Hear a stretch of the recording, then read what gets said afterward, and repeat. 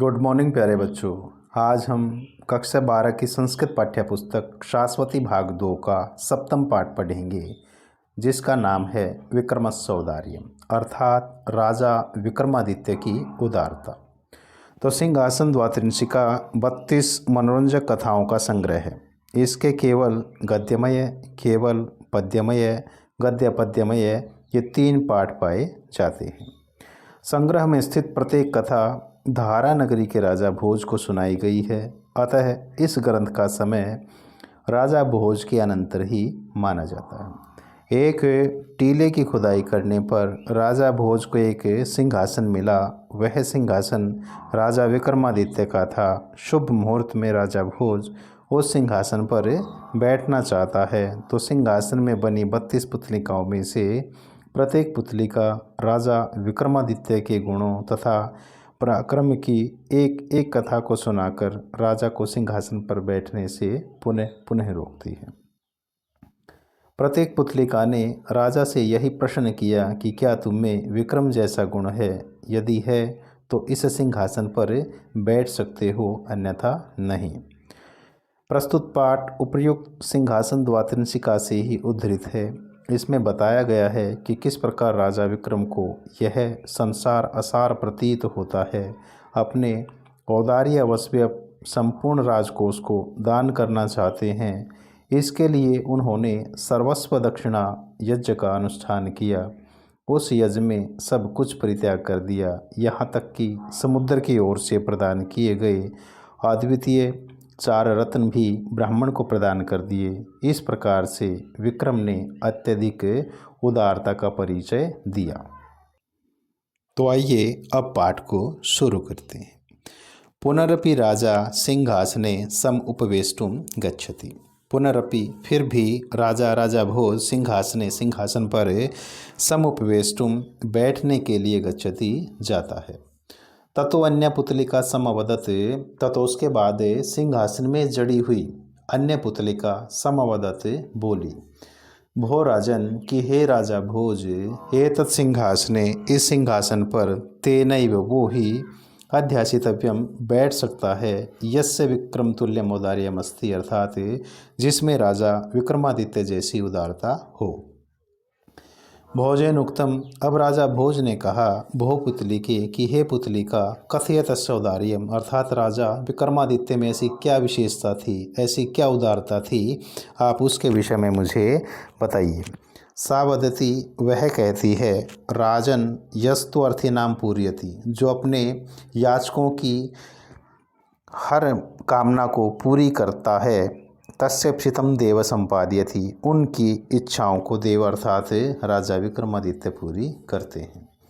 यह चौक्तम और कहा भी गया है, उत्साह संपन्नम अदीर्घ सूत्रम क्रियाविदिज्यम व्यसने स्वशक्तम शूरम कृतज्ञम दृढ़ निश्चयम च लक्ष्मी स्वयं वांछति वास हेतु अर्थात उत्साह संपन्नम जो व्यक्ति उत्साह से संपन्न है, उत्साह से भरा हुआ है, अदीर्घ सूत्रम जो अदीर्घ सूत्री है, क्रियाविदिज्यम और जो नीति के अनुसार अपने कार्यों को पूरा करने वाला है, व्यसने स्वशक्तम जो किसी भी बुराई में संलिप्त नहीं है, शूरम शूरवीर है, कृतज्ञम और किए गए उपकार को मानने वाला है, दृढ़ निश्चयम च और दृढ़ निश्चय वाला है, लक्ष्मी स्वयं वांछति वास हेतु ऐसे व्यक्ति के पास ही लक्ष्मी स्वयं जाना चाहती हो और वास करना चाहती है।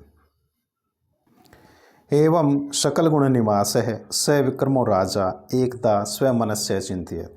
इस प्रकार सभी गुणों से युक्त राजा विक्रमादित्य ने एक बार अपने मन में सोचा, अहो असारो अयम संसार है कि ये जो संसार है ये तो नाशवान है। कदा कस्य किम भविष्यति कब किसके साथ क्या घटित होगा, इति ने ज्ञायते इसके विषय में भी नहीं जाना जा सकता है।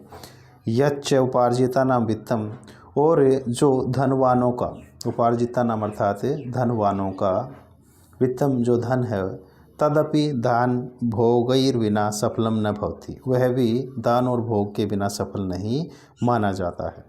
तथा चोक्तम और कहा भी गया है, उपार्जितानां वित्तानां त्यागेव हि रक्षणम तटाकोदर संस्थानां परिवाह एवं भसाम। अर्थात जिस प्रकार तटाकोदर संस्थानां तालाब की गहराई में स्थित जल को निकाल कर ही जल की रक्षा की जा सकती है, उसी प्रकार उपार्जितानां वित्तानां कमाए गए धन की रक्षा भी या तो उसे अपने लिए प्रयोग करके ही की जा सकती है या उसे दान करके ही की जा सकती है, अर्थात त्याग करके ही की जा सकती है।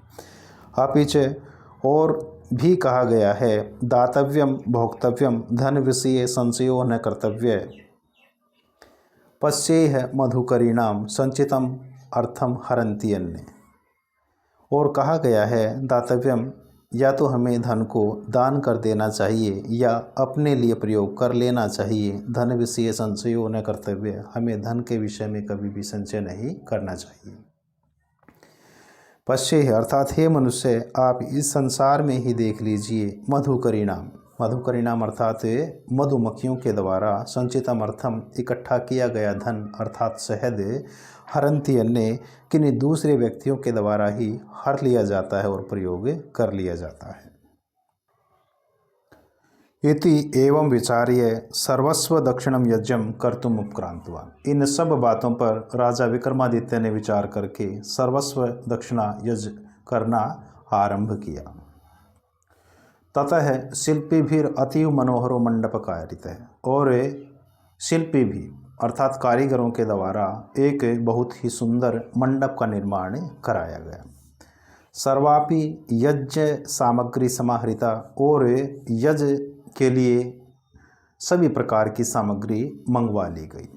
देव मुनि गंधर्व यक्ष सिद्धादयस्य समाहुता, और देवताओं को, मुनियों को, गंधर्वों को, यक्षों को और सिद्ध महापुरुषों को निमंत्रण भेज दिया गया। तस्मिन अवसरे, जब सबको निमंत्रण भेजा जा रहा था, तस्मिन अवसरे उसी अवसर पर समुद्र आह्वानार्थम कश्चित ब्राह्मण समुद्र तीरे प्रेषित है। और जब सबको निमंत्रण भेजा जा रहा था, उसी अवसर पर समुद्र आह्वानार्थम अर्थात समुद्र को निमंत्रण देने के लिए किसी ब्राह्मण को समुद्र के तट पर भेजा गया। सो अपि, वह ब्राह्मण भी समुद्र तीरम गत्वा, समुद्र के तीर पर अर्थात तट पर जाकर गंध पुष्पादि षोडश उपचारम विधाय ब्रवीत, और गंध और फूलों से उस समुद्र की पूजा आराधना करके अब्रवीत बोला, भो समुद्र की हे समुद्र, विक्रमर को राजा यज्ञम करोति, अर्थात राजा विक्रमादित्य सर्वस्व दक्षिण यज्ञ का आयोजन करा रहे हैं। तेन प्रेषितो अहम त्वाम आहवातुम समागत है, और उसके द्वारा ही मैं भेजा गया हूँ तुम्हें बुलाने के लिए। इति जलमध्ये पुष्पांजलिम दत्वा क्षणम स्थित है, और वह ब्राह्मण अपने हाथ में फूल लेकर और अंजलि बनाकर आंखें बंद करके कुछ पल के लिए खड़ा रहता है। कोऽपि तस्य प्रत्युत्तरम न ददौ, किसी ने भी उसकी प्रश्न का उत्तर नहीं दिया।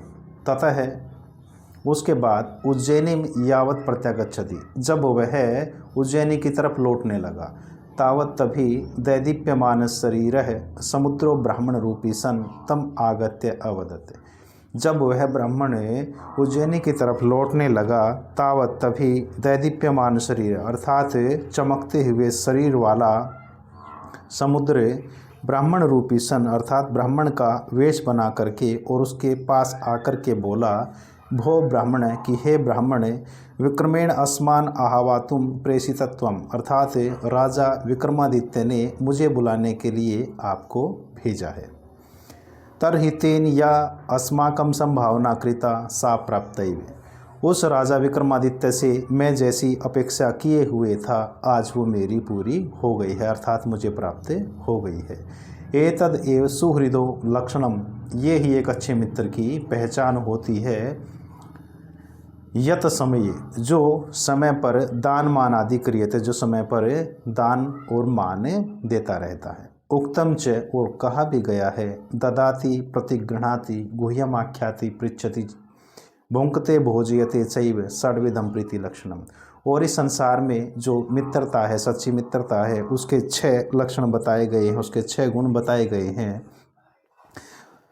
वो 6 गुण कौन से हैं? ददाति, जो देता है, प्रतिगृह्णाति जो लेता है, गुह्यमाख्याति अर्थात अपनी गुप्त बातों को अपने मित्र से बांटता है, पृच्छति उसकी गूढ़ बातों को जानने का प्रयास करता है, भुंक्ते खाता है, भोज्यते और खिलाता है, चैव षड्विधम प्रीति लक्षणम, ये ही एक अच्छी मित्रता के 6 लक्षण यहाँ बताए गए हैं।